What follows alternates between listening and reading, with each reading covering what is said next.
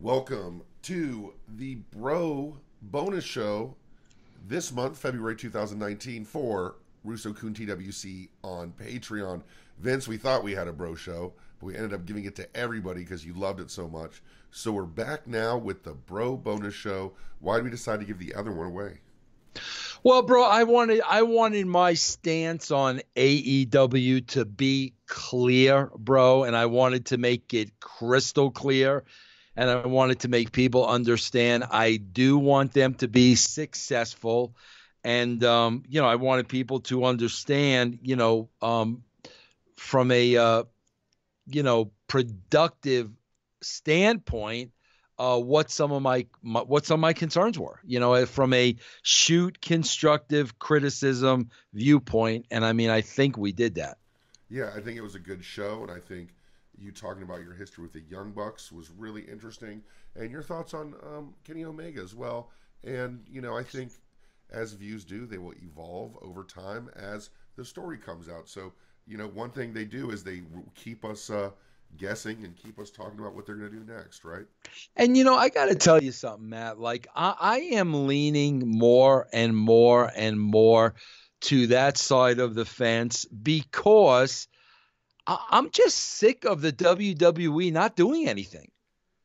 I'm just being honest with you. They're so complacent, and they are not doing anything to change the show. They are not doing anything to make it better. I'm not talking about how much money they're making and the billions of dollars they're being paid by Saudi and Fox.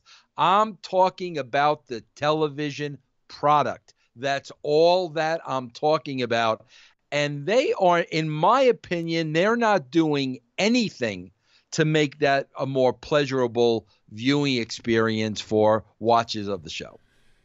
I think worst case scenario, AEW is going to steal a lot of WWE's audience. They're going to get back a little bit of the lost audience because I think that, like you said, they're complacent, but they don't realize that they're complacent in the areas that they are. They're complacent, but they're not. They're complacent creatively, and I don't even think they think that. Bro, you want me to drop a bombshell right here on Patreon? I wish I had some music. A Patreon exclusive bombshell from Vince Russo. You ready? Go ahead. And let's talk this through because I really want people to understand. Okay, Matt? And I don't bullshit, man. I'm not going to bullshit. And this is part of what really made not pissed me off, but it's kind of like, are you serious, bro? Okay, I reached out to Shane McMahon. Hey, real quick, I just had an idea. Patreon exclusive. You ready for this idea before you talk about Shane? Yeah. You know how we have your outrage of the week? Yeah. On the TWC? We're going to call it from now on? What's that? Are you serious, bro? Are you serious, bro? Isn't that great? Are you serious, bro? Starting next week on TWC. So you actually reached out to Shane McMahon. I reached out to Shane McMahon. I want to walk everybody through this, bro, Matt, because I want people to understand, because sometimes I don't know what's wrong with me. Okay? Now I'm looking at, okay, bro, AEW is starting up. I'm looking at that. I'm looking at the McMahon saying 2 months ago there's going to be a big change. What were they using, bro? What was the tagline they were using? I don't remember, but they were saying that we hear you. They said that you are part of our family, and we are going to change things to make you happy. Yeah, okay. 2 months ago, nothing changed. I get so mad when I have to sit there Monday and Tuesday and watch the show because it's horrible, and I get mad at them that they're making me sit through a show so bad, and I have to do it as part of my job. I don't have a choice. I do watch-alongs on Twitch. I have to do it. And I sit there every Monday and Tuesday, and I get so mad because I feel like I'm wasting 5 hours. You are bound to Raw and SmackDown Yes. like a kidnapping victim is bound to a furnace in a basement. Oh my God, beautiful analogy. So I know this A&W thing is starting. I know they have not done anything despite the whole family coming out. Um, I know I hate Mondays and Tuesdays in my life. I hate it. So I reached out to Shane and I said, bro, um, you know, I've always been loyal to you. I've always been loyal to your family. So I just want to say, um, more or less, if there's ever anything I can do for you, like, let me know. What I'm saying, Matt, is without saying it is like, bro, your show sucks. Like, you've got this AEW now. And Matt, you got to understand something. I know they're looking at dollars and cents. Okay, I know they are, and I understand that, bro. And I understand the last quarter they made more money. Okay, bro, they got Saudi and they got the Fox deal. WrestleMania is a huge moneymaker. I understand that. I'm talking to you as a television viewer, bro. I'm not talking to you dollars and cents. I'm talking to you as you put a weekly product up on TV that is very, very hard to watch. Your SmackDown's down to 1.8 million. So I'm like basically saying, bro, your show sucks. Like, if you ever want to pick my brain, like, I can tell you why the show sucks. But I didn't say that. I just said, always been loyal to you and your family. If there's anything I can do, let me know. Okay? Now, Matt, you got to understand, and I hope you believe me. Matt, I would have no intention of working for them on a full-time basis, being at Monday Night Raw, being at in Stamford, Connecticut. Those days are long gone. That Vince Russo would be able to exist in that environment for less than 24 hours. Okay, bro, like it's over. That could never happen.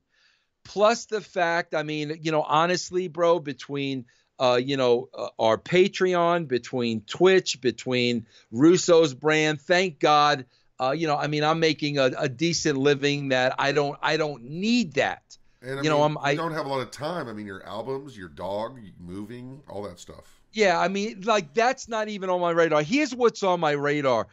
Well, so let me tell you what happened. So that's all I basically said, bro. I've always been loyal to you and your family. And what I'm saying is, bro, there's a new wrestling promotion starting. Maybe you guys should get off your ass because the show sucks. I mean, that's pretty much what I'm saying. So Shane writes me back almost like immediately, right? And he goes, Vince, great to hear from you. Tells me how his kids are doing, this, that, and the other thing, blah, blah, blah. Here's what he says. You ready? You ready, Matt? Sure. I'll pass it along. So now I'm like, are you guys like that ignorant? Like, seriously? Like, not for anything. Your show sucks. The numbers indicate you're losing viewers on a weekly basis. There's no light at the end of the tunnel. You don't have that guy that's going to save the day. You got a new upstart wrestling promotion with a lot of money. You've got a guy here that, whether you like it or not, was instrumental in drawing you the highest ratings.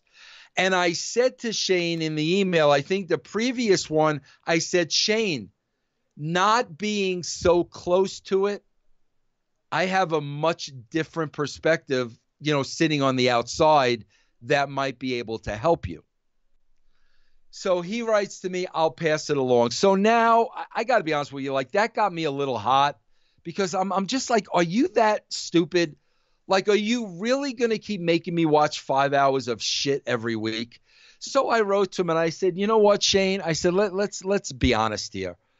I said, it boggles my mind how, for whatever reason, you guys have never, ever tapped into me again. I said, and I know the reason, bro. I don't want to get into the reason. I know Shane knows the reason. I know Vince knows the reason, but I'm not going to get into that. I said, it boggles my mind, bro, that, you guys have a resource like me and you don't tap into it. And then I just basically said, bro, I said, you can use me as a consultant where I could just watch the show and I can give you a report on what I see. I said, Shane, nobody has to even know. I said, no, nobody has to even know, but like, let me tell you what a television viewer sees. Let me just tell you, bro, because I hate that I got to get mad 5 hours every week. I didn't say that, but that's why I'm writing this. So I said at the end of the thing, I says, you know what, bro?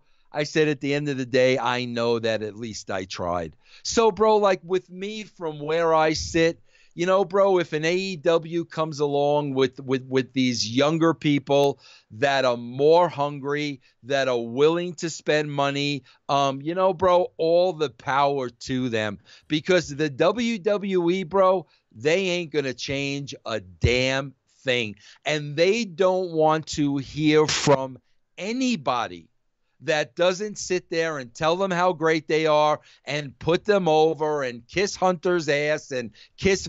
They don't want to hear from those people. So I'm like, you know what, bro? You really piss me off that I got to watch 5 hours of shit every week. And if you're not going to change that, there's a part of me that really hopes somebody comes along and kicks you in the ass. There's a lot there. And as you told me earlier, you're not on Twitter anymore, but I am on Twitter. And I'm actually tweeting right now what you're telling me and about that it's on the Patreon. This is huge news. So let's go back, first of all, this is bigger news than anything we could talk about. You were so inspired by your negative reaction to the product now, and also this loyalty you have to Shane and the AEW thing, that you reached out to him. You said some kind of peripheral complaints about WWE or things that could be fixed. He kind of is engaging with you, saying nice things to you about your life, and then says, I will pass it along. And then you say, dude, what the hell's wrong with you guys? You guys don't tap into me. I could be a consultant. I can help you. Is that accurate? Yeah, that is accurate. And Matt, nobody's going to believe this because, listen, bro, if you don't like me, you're not going to believe this. Matt, it's not an effing money thing. It's not an effing money thing. It's not that. I would never, ever want to be in that environment again. I would drop dead. Bro, I literally would have a heart attack in that environment. The politics, the ugliness, the negativity, the bullshit, the kiss Vince's ass and Stephanie's ass and Hunter's ass. I'd rather kill myself. And it's not the money. It's, guys, your show sucks. Like, the show effing sucks. And I got to sit there every Monday and every Tuesday. Matt, I'm going to be honest with you. In those 5 hours, I generate good income through Twitch. I generate good Twitch income. And then, I do a show with Stevie Richards and Ben Hameen on Wednesday that generates good income. But it's like, bro, you got to see me on Mondays and Tuesdays, Matt. I dread Monday night. I dread Tuesday night because I swear to God, it's like you said, bro, I'm chained to a furnace. Like, guys, please, like, listen to somebody that can shed some light on this. Did Shane respond back to your second DM? No, but that might have been just Friday. So this is just Friday.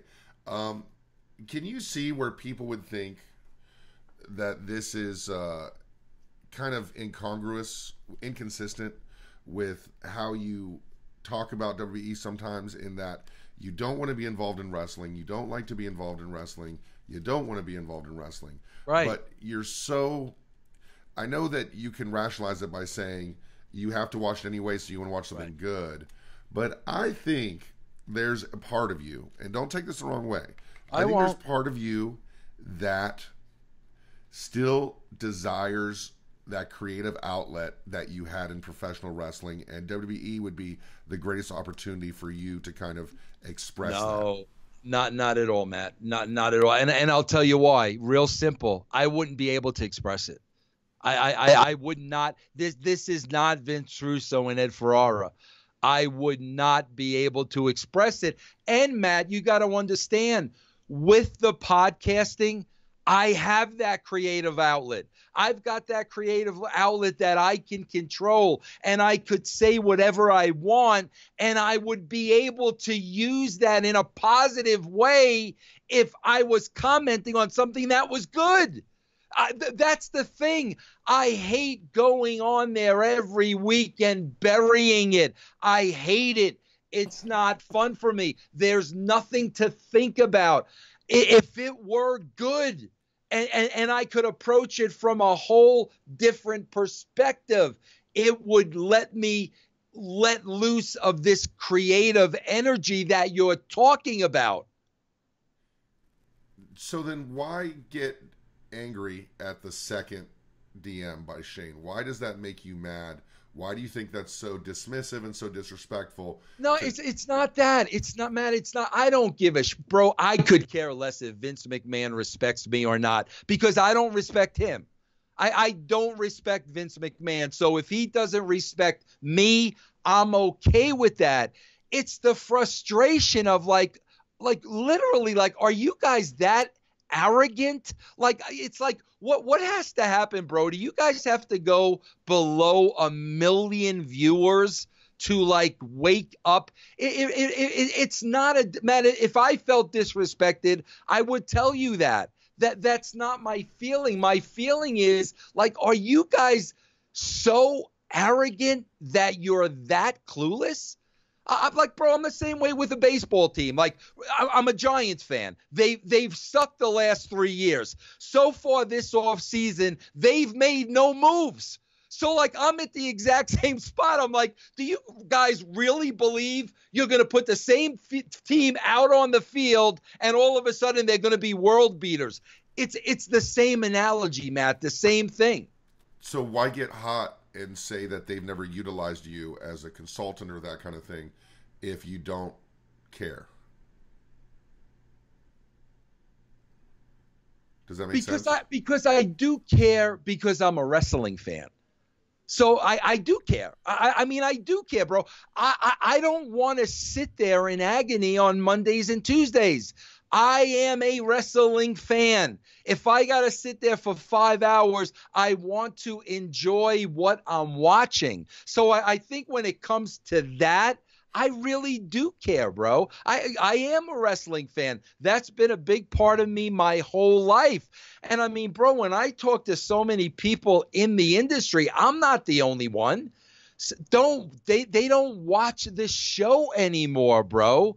It's just like, guys, like, it doesn't have to be this bad. Okay, so hypothetically, Shane. I mean, Matt, if I cared that much about it, can I be honest with you? Sure. Let's be honest here, Matt. If I cared that much about it, would I be even telling you about this? Oh, no. Of course.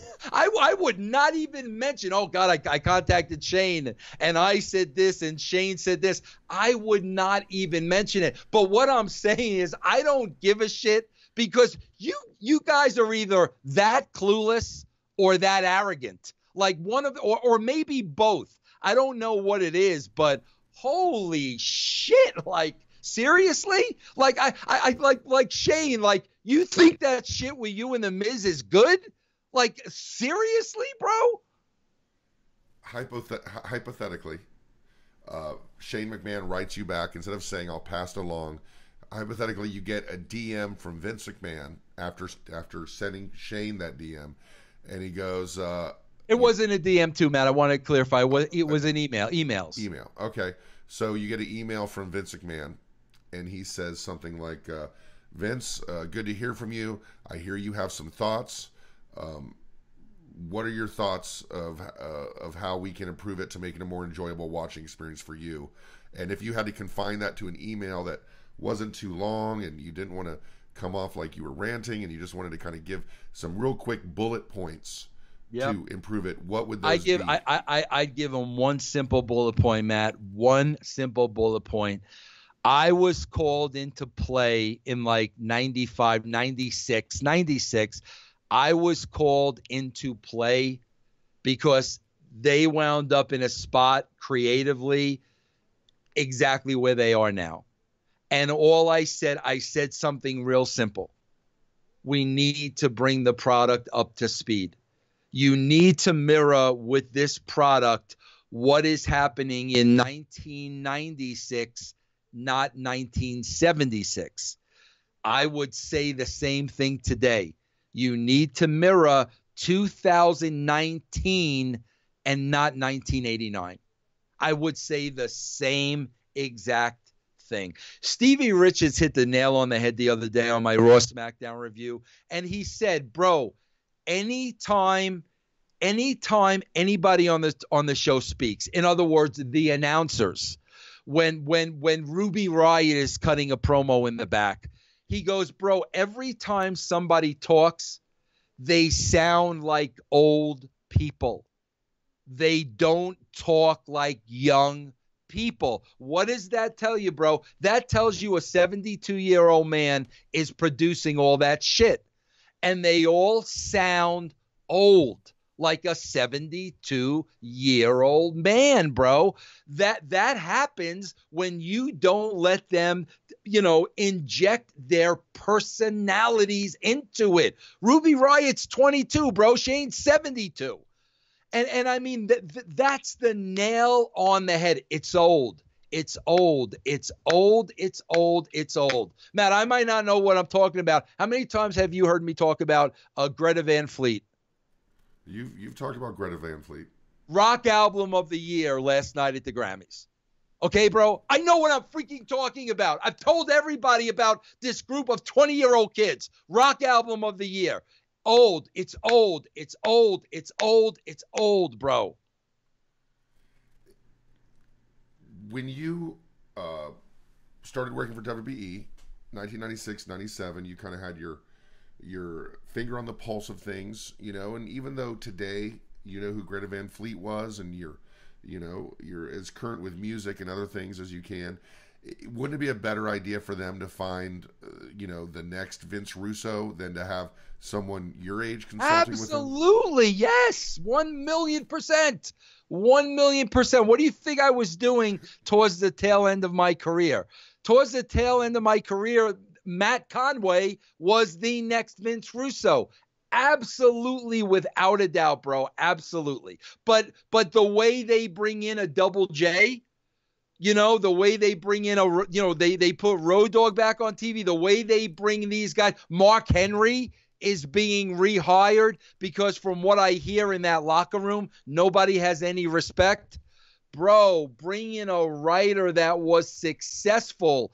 Let him work with maybe a young guy that is the future. And you want freaking Triple H's creativity is not the freaking future.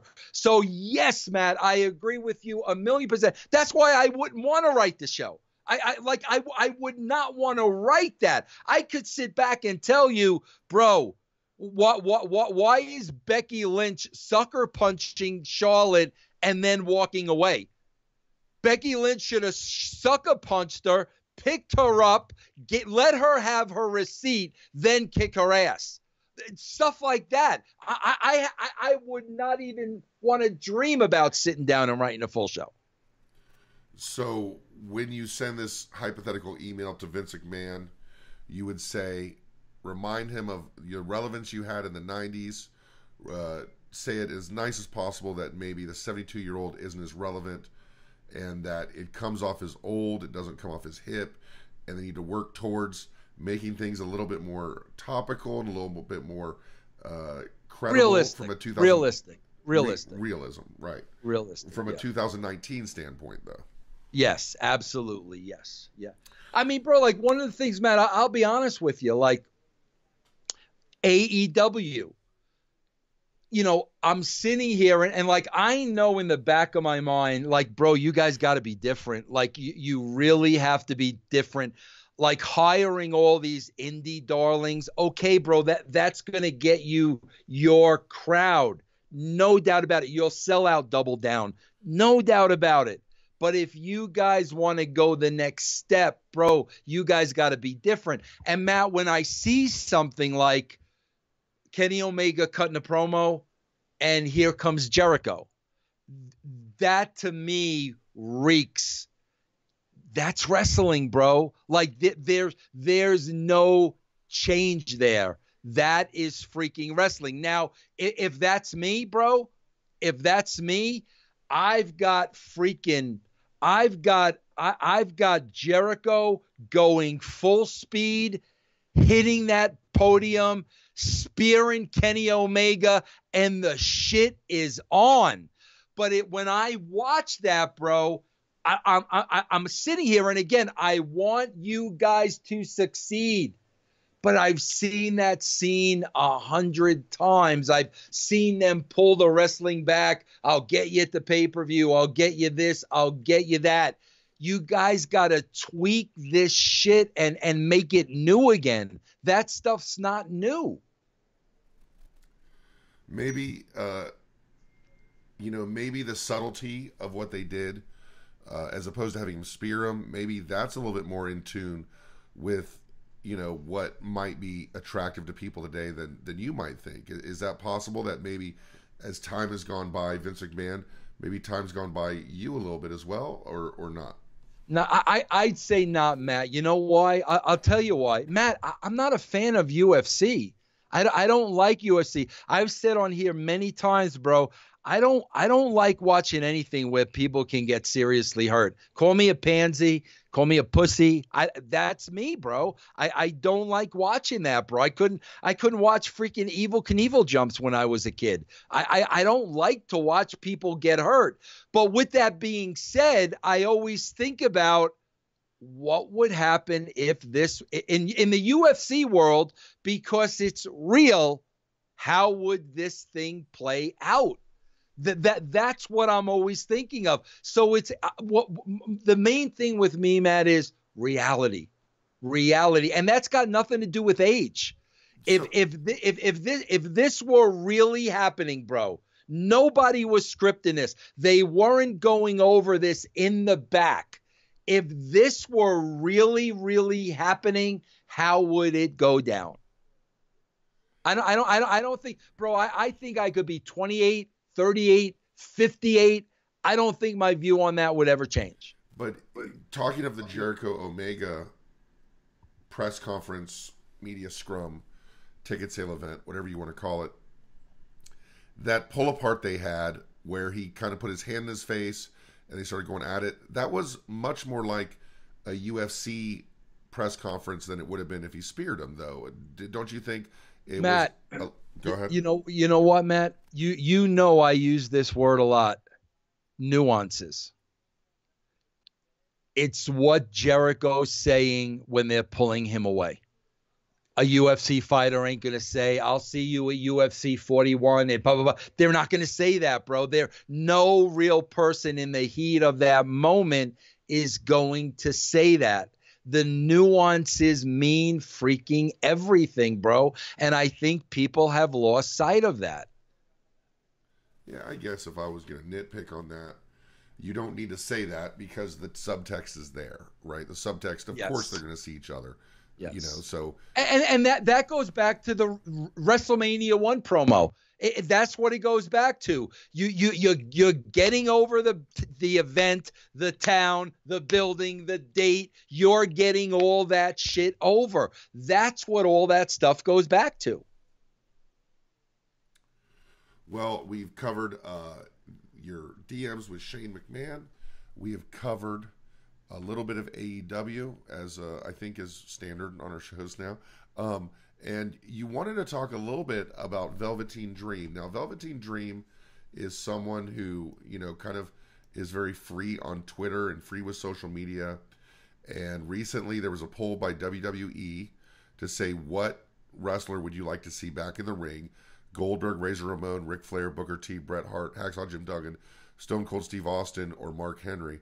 I don't know. That list is interesting to me because I think it's just to get Mark Henry out there. But Velveteen Dream said something like, none of the above.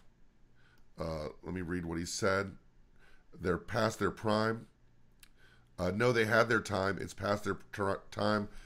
Let me say that again. No, they had their time. It's past their prime. If I want to see these guys, I'll spend $9.99 on the network. Use what you got because we're more than a generation of dreamers. We are the dream generation, and yes, I am the one to talk. Well, bro, again, here's the problem with that. Bro, I know Mark Henry's coming back. I read this whole interview with Mark Henry, and he was talking about like just how much the locker room has changed, and he doesn't like it, and they're hiring him back, and he's more or less going to be like, I guess, the sheriff back there, whatever the case may be.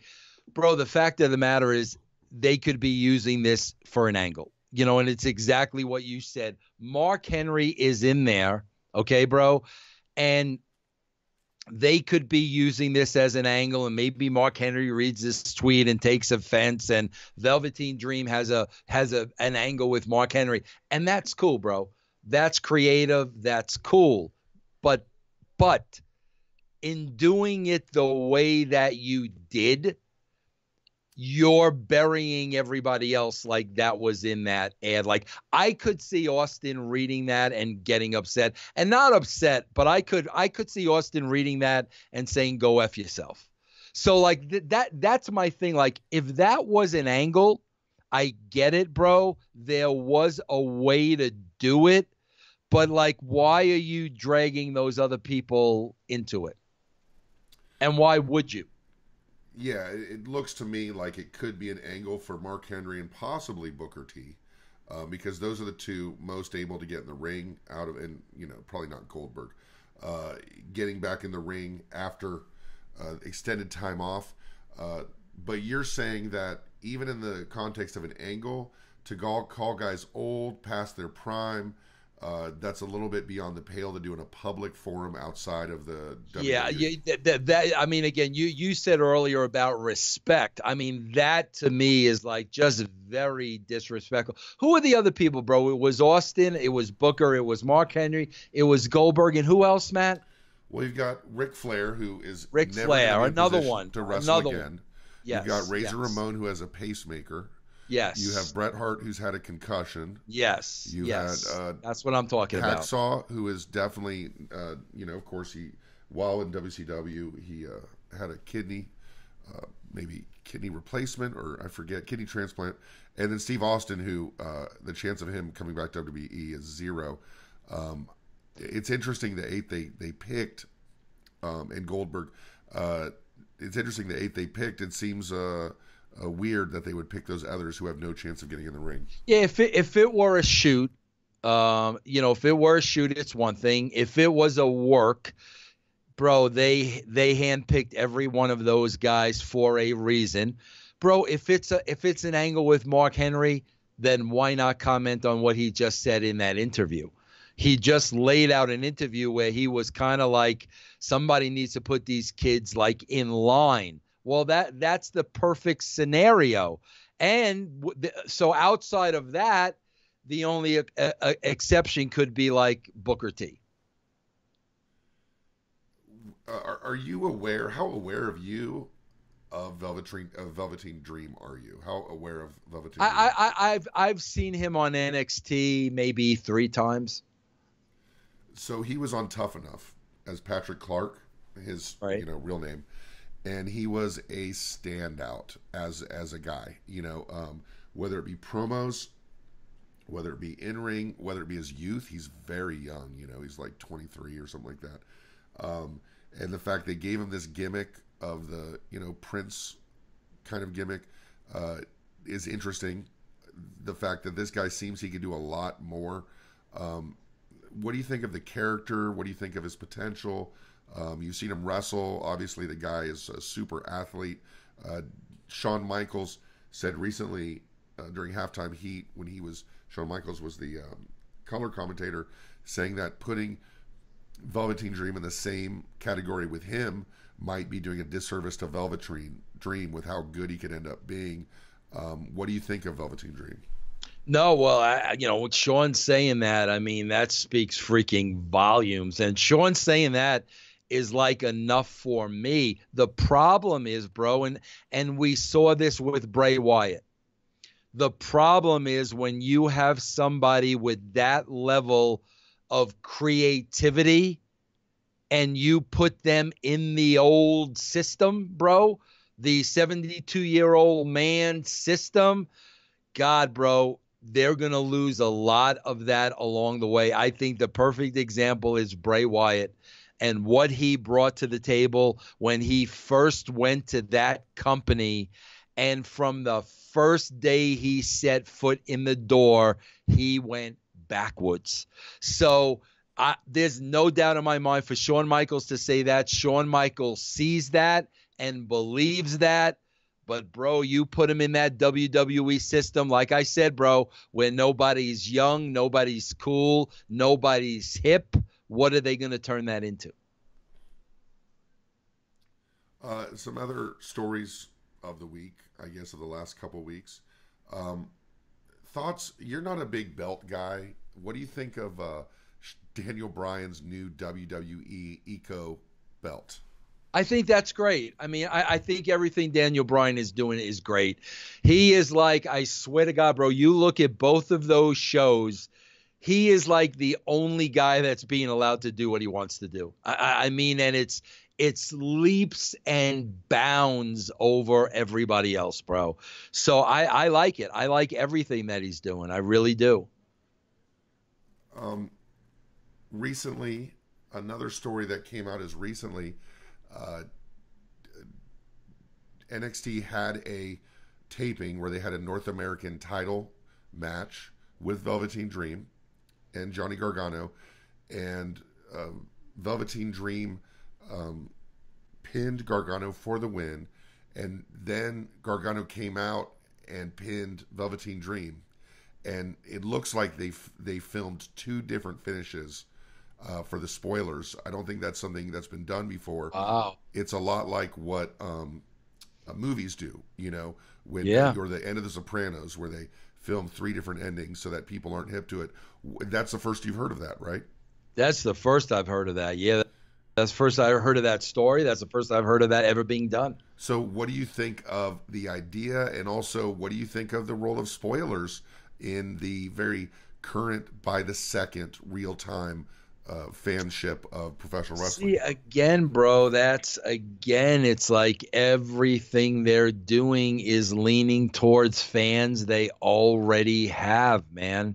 I mean, again, it's backing up everything that I'm saying.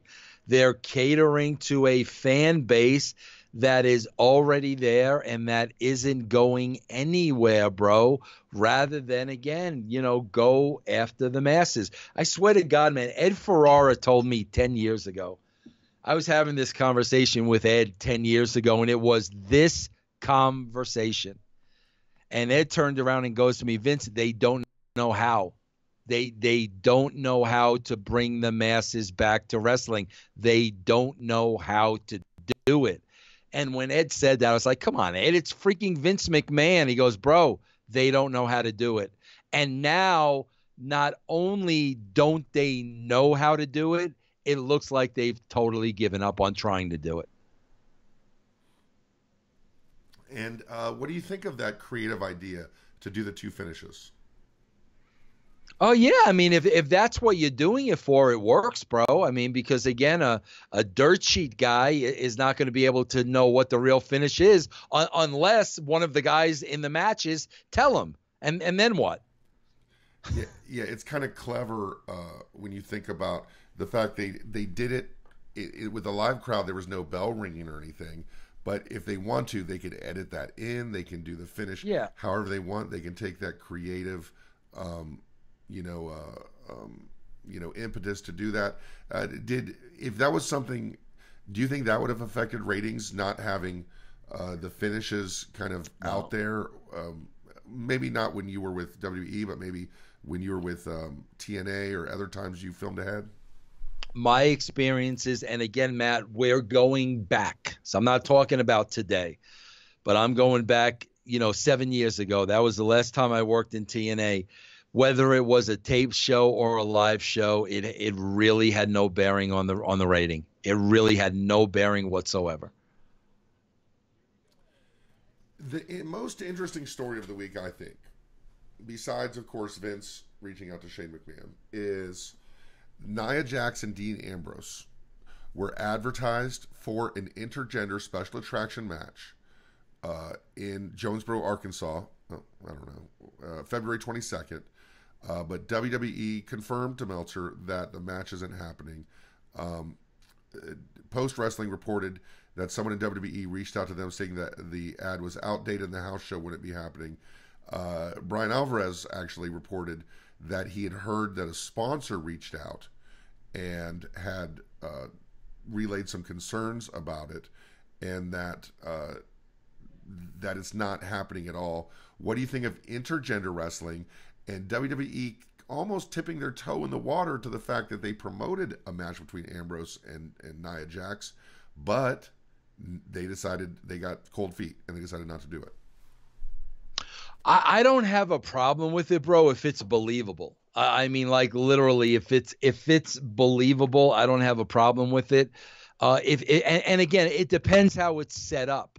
You know, if you make the woman look strong, as far as, you know, just like Nia Jax going in the Royal Rumble, you know, if she's the one that throws down the challenge, if she's the one that takes it to Dean Ambrose, if he doesn't really want to do it, but now it gets to the point of, okay, now I need to defend myself, and now she's really starting to piss me off.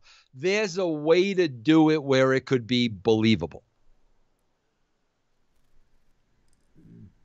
Does that sound short-sighted on WWE to put the ad out there and then pull it out, or do you think that maybe they were just trying to see if it would work and left themselves the room to kind of get out of it if people reacted in the wrong way? No, I don't think they would do that, bro. I think they planned on going full steam ahead with it.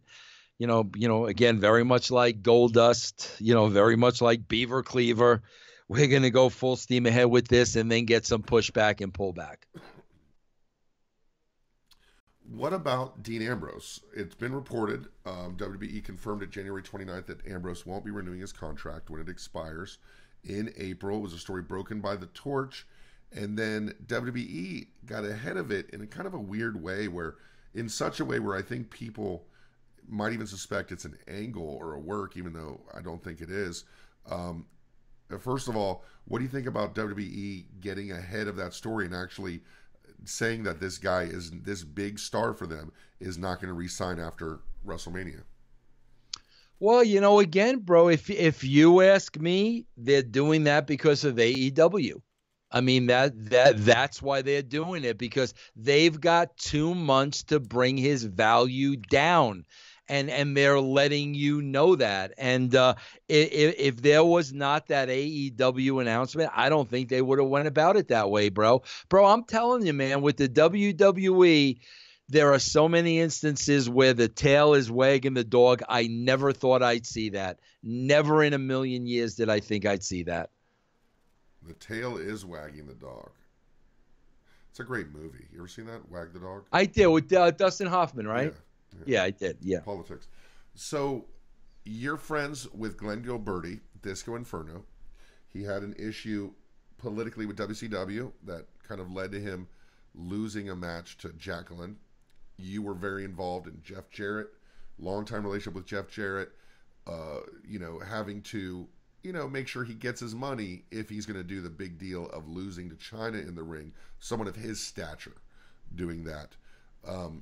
When they first started doing this, the minute they got in the ring together, I tweeted, is Ambrose going to job Nia at WrestleMania? Is this what this is a way of burying Dean? Is that what you see maybe was the idea? Bro, they are so childish in that manner. It's hard to believe. They are so petty, bro, when it comes like that. Like you wouldn't even believe like these are adults that we're talking about. They do that all the freaking time. Absolutely, bro, without a shadow of a doubt, that could have been the plan. If Vince leaves tomorrow, how much of that adolescent type non counterproductive to business, as you call it. You know, it's your you know, it's your accusation about the way they treat people. How much of that is gone if Vince is gone? Like if Vince Zero, is gone, zero, zero, zero. why is that? Bro, I've had, you know, bro, because I don't assume anything. I've got to hear it. I've got to hear it, bro. After I left, I told you how Stephanie McMahon treated me, which was really like after that phone call, I knew like this. There's no way this is ever gonna work out. I mean, she is not going to talk to me like a redheaded stepchild. I'm not a 25-year-old writer. I know more about writing a television show than she ever will. And when she spoke to me like a child, that's when I knew, bro. But since then, you know, several WWE writers, former writers, I spoke to and had conversations with, and they told me the exact same thing, how she literally would treat them like pieces of shit. Bro, it's ego. It's ego, ego, ego, ego, ego. That will never stop whether Vince McMahon is there or not.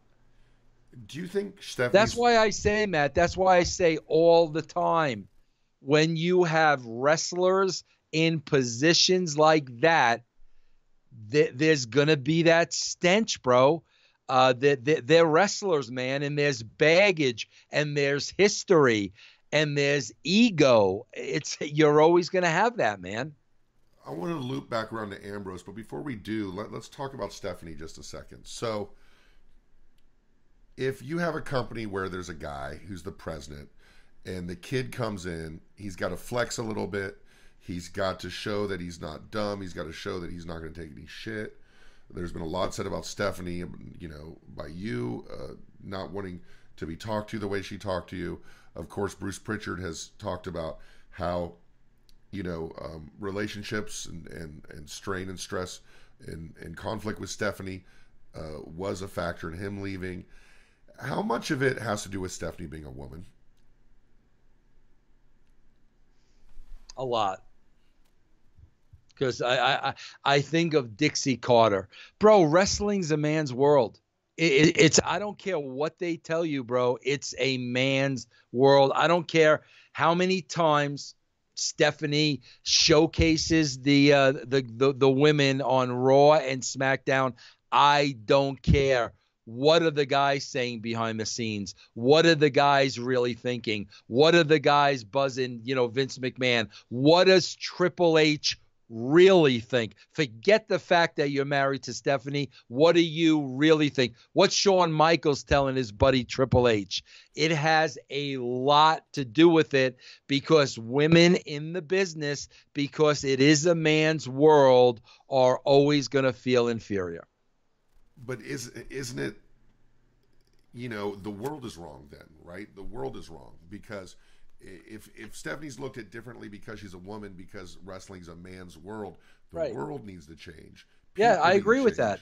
Yeah, they deal with her. I don't agree with that at all. I think it is wrong, but that's the way it is. Is Stephanie?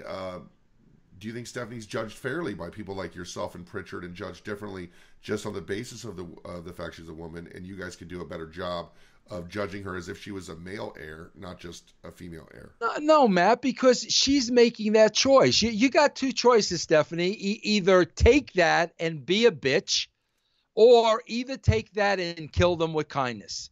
You've got a choice of how you're going to handle that situation. From what I've heard, a lot of times she handles it by being a bitch. I don't think you're going to win people over that way.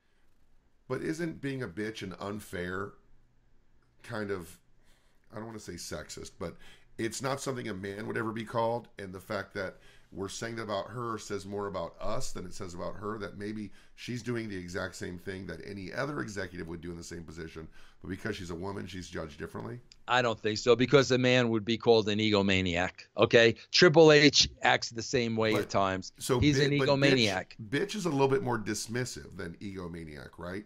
Egomaniac is something you call people sometimes that it doesn't close down all conversation. It's not dismissive to say, well, he's an egomaniac, but well, then I guess you would say prick. Right. Okay, you can say that. You're right. Yeah. And I guarantee you, bro, there are a lot of people that like Triple H. There are a lot of people that think he's a prick. Let's loop back around to Dean Ambrose. You said it's immature, it's childish, it's not the way it should be done. What about this time-honored tradition? When I say time-honored tradition in wrestling, it usually only means one thing, right? It means jobbing on the way out. What about that kind of maybe respectful respectful to the organization you're leaving, to do right by them and do the time-honored tradition? Is it something that's fucked up, or is it something that's kind of the way it should be? It's the way it should be, bro. But again, that's the way it should be, with dignity, honor, and respect. And it should be used in the right way. And it should be used to get somebody over. Okay, bro, that's how it should be used. If you're jobbing a guy out and beating him by whoever, beating him again and again and again and again and again because he's leaving, that's not the time-honored tradition. The time-honored tradition is to do it the right way, and he gets somebody over on the way out. So what you're seeing is the time-honored tradition has to do with more of benefiting the company by the action, the person by the actions. Matt, you froze there for a second. You said what you're seeing is, and then okay, it froze. So sorry about that, patrons. You might hear it again, or you might not. Nobody knows. When you talk about the time-honored tradition, you're talking about the focus should be on getting somebody over and benefiting the company. That's why we do the time-honored tradition. You're leaving anyway. 1,000,000%. 1,000,000%. When it crosses the line into punishment, the punishment is a bigger focus than it is getting the people over. Then you've crossed a line that you're uncomfortable with. Yes. Yeah, exactly. Yes. Can you think of an example where somebody did it right, or an example where somebody was treated wrong?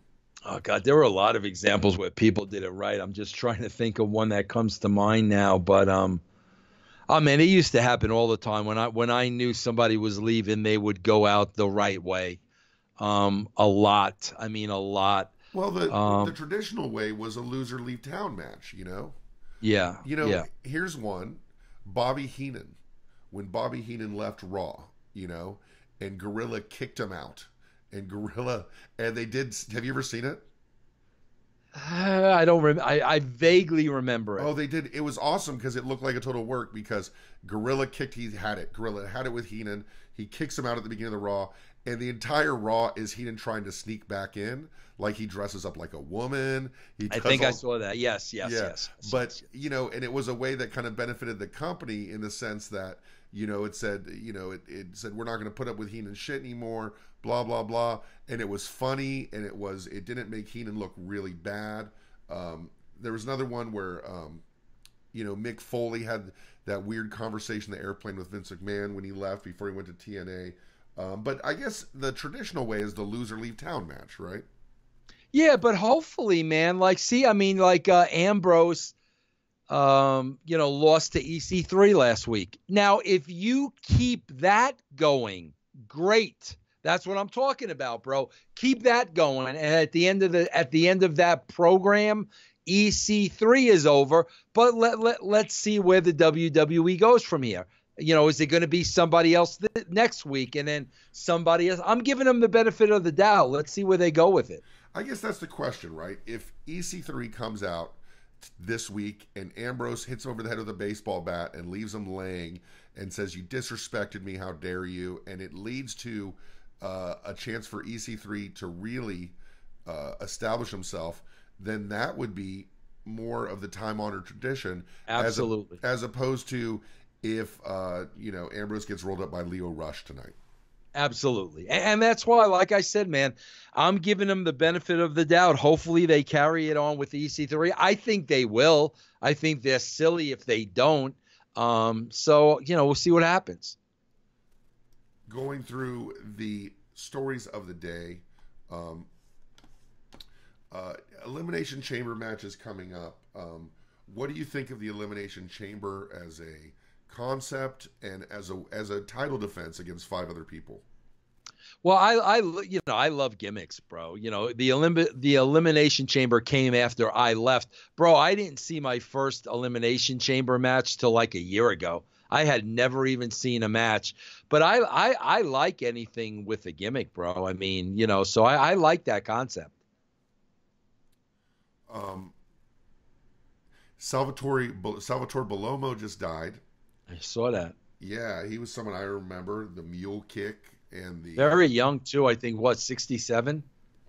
Too young to pass away. What can you tell people about Salvatore Bellomo, who is what you'd call an enhancement talent in a lot of ways, but also about maybe how they could utilize someone like that today? Yeah, no, bro. I mean, we remember the name. I mean, we remember the guy. And again, that's what it always goes back to with me with the Hall of Fame, bro. Like, it all depends on how you write somebody. So is that going to determine, their Hall of Fame status? I mean, Salvatore Bellomo, you remember the name. He was like a Johnny Rodz, he was, they need people like that. I mean, you need people like that, good quality people in those type of spots, exactly what we were talking about, in order to get other people over. You need people like that. They're very valuable. Becky Lynch has been invited to Raw by the McMahons for the second straight week. The angle is that Becky has been suspended from the WWE. So for SmackDown house shows this weekend, she just did run-ins as a rebellious, anti-authority person, upending the decree by the McMahons to not wrestle. She came in and did run-ins on Asuka and Charlotte matches. What do you think about where this is headed with Becky Lynch? Bro, this is god awful. First of all, Matt, WrestleMania is like 2 months away when they started this thing. 2 months away. How do you need to be cleared for a match that's 2 months away? Like, the whole premise of the storyline makes zero sense. If WrestleMania was in 2 weeks, okay, bro, now it makes sense. She's got to get cleared 6 to 8 weeks ahead of time. I mean, so the whole premise was forced. The whole premise doesn't make sense. Finally, let's I mean, doesn't the premise make more sense, Matt, of, let's face it, they hired Ronda Rousey and she was the drawing card, okay? And they paid her a lot of money. And now all of a sudden you got people cheering Becky and booing Ronda out of the building. Now, if I'm Stephanie McMahon and I'm a businesswoman and all of a sudden I made this investment and you're shitting on my investment, well, that's why I have an issue with you. Not that you need to be cleared with a match that isn't going to happen for two months. Doing that turns Ronda Rousey heel. What is their issue with turning Rousey heel? Are they waiting on it? It seems like it's a no-brainer that you turn Rousey heel, able to really get the steam behind Becky Lynch by saying you ruined my investment. You like McMahon and Mike Tyson. You messed it all up. That could be a thing. Why are they so not willing to pull? Because, Matt, they don't know logic. They don't know reality. They're in the bubble. They know wrestling. The reality and the logic is this was the cash cow. Thank you, Becky Lynch. You now have everybody in this arena shitting on her. The plan was for her to be the Hulk Hogan, the John Cena, the Steve Austin of the WWE. You shit on all this. You. They don't know that. They know wrestling. Oh, bro, you're not cleared, bro. You're not cleared for a match that you're having in 2 months. That's what I was talking about, like with the Shane McMahon email. Like somebody needs to tell you that, bro. Maybe a million people see it and they're all afraid to tell you. Somebody needs to tell you that, bro. But if you're them, right? If you're them, what is your justification at this point for not turning Rousey heel? What are they thinking? They're not thinking anything, bro. It goes back to exactly what Ed said. They don't know how. They had these plans. It's the Roman Reigns thing. They had these plans for Roman Reigns. They had these plans for Ronda Rousey. The people are telling them differently, and for whatever reason, they don't know how to adjust to that. And I mean, if they really wanted to turn her heel, then she wouldn't be having a WWE Championship match. They just announced the next title defense for Ronda Rousey will be against Ruby Riott. In the context of the Becky Lynch storyline, that doesn't make a whole lot of sense, does it? It makes zero. Ruby Riott's going to beat Ronda Rousey. I mean, come on, that's what I mean, bro. That's what I mean about no thought, lackadaisical, sleepwalking through these shows, and I've got to sit there for the next. Is that an Elimination Chamber? I hope that match. That is Elimination Chamber. Yeah, so I'll have to sit there tonight and sit through Ronda Rousey and Ruby Riott's story that we already know the ending to before it starts. One thing that we're not talking a whole bunch about is how we're going to close the show today, I think, which is going to be what the main event outside of the women will be for WrestleMania, which is definitely going to be Seth Rollins versus Brock Lesnar. Seth Rollins recently has been injured, is not able to wrestle, but he is going on Raw, I think, to confront Brock Lesnar. Where do you gauge the interest in this feud, and where is it going right or wrong? What is his injury? It's a back. Oh, it's a back injury. Yeah. I mean, Matt, I don't care about it. You know, again, bro, it's what their audience wants. So I get it, bro. It's what they want, bro. When I guess when Reigns got hurt, now Rollins is gonna be the guy. He's got them chanting "Burn it down." I mean, that's what they want, bro. Somebody like me that. I mean, I'm a casual fan. I'm a casual TV viewer. I have no interest in that whatsoever. Well, if you're listening to this, you are not a casual fan of Truth with Consequences. We'd like to thank you for tuning into our Bro bonus show. Of course, we spoiled you a little bit by giving you an extra show on Friday. We're going to give you this one today. Super Bro Patreon is coming up. 13 weeks, our third episode following the Vince Russo trail down memory lane in WCW. And also we're going to answer a Russo's Club Elite members request to do an Attitude Era watch along show this month. So we got the Bro, right, which is what we're doing now. We got the Super Bro. We have the 13 weeks, and then we have the Attitude Era watch along. When I call you and I text you, Vince, and I say we're doing X, which one's your favorite?